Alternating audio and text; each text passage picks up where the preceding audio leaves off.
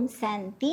आज साकार महावाक्य 14/6/2025 मधुर संतान माने वर्तमान तुम मानक ज्ञानर तृतीय नेत्र मिली से तुमर दृष्टि क्या प्रति भी आकर्षित होगा उचित नुहे।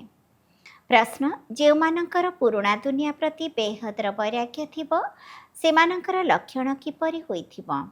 उत्तर से माने निजर सबुकिछि बापा को अर्पण करदेवे भाविबे एसबु किछि भी मोर नुहे।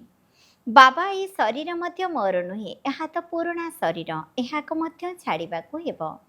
सेमानंकर मोह सबुआडु तुटी जाइथिबो अर्थात नष्ट मोह होइथिबे। सेमानंक बुद्धिरे थिबो जे एहिठिकार कौनसी जिनिस कामरे आसिबो नहीं काहेकि ना एसबु विनाशी अटे। धारणा पाई मुख्य सारांश 1 नंबर यही पुराणा दुनिया प्रति बेहदर वैरागी हुई निजर सबुकिछि अर्पण करिदेबाकु हेबो। मोर किछि भी नुहे, एही शरीर मध्य मोर नुहे, एथिरु मोह तुटाई नष्ट मोह हेबाकु पड़िबो। 2 नंबर एपरि केबे कौनसी भूल करिबार नाही जहाँकि रेजिस्टर अर्थात चरित्र रे दाग लागिजिबो। समस्त दैवी गुण धारण करिबाकु हेबो, भितरे टिके भी क्रोधर अंश नथिबो। वरदान कहिबा भाविबा एवं करिबा एही तीनोटी को समान करुथिबा ज्ञानी आत्मा हुआ।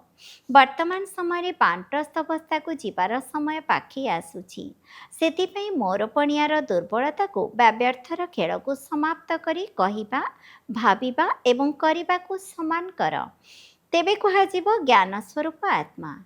जो माने यही ज्ञान स्वरूप ज्ञानी आत्मा माने अछंती सेमानंकर प्रत्येक कर्म संस्कार गुण एवं कर्तव्य समर्थ बाबा समान होइथिबो। सेमाने केबे हेले व्यर्थर विचित्र खेल खेली पारिबे नाही, सर्वदा परमात्मा मिलनर खेଳରେ व्यस्त रहिबे।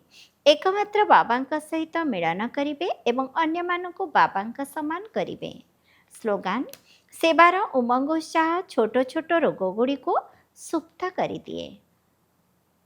अव्यक्त इशारा आत्मिक स्थिति रे रहिबार अभ्यास कर एवं अंतर्मुखी हुआ। अंतर्मुखी अर्थात मुखर एवं मनर मौन रखिबा वाला।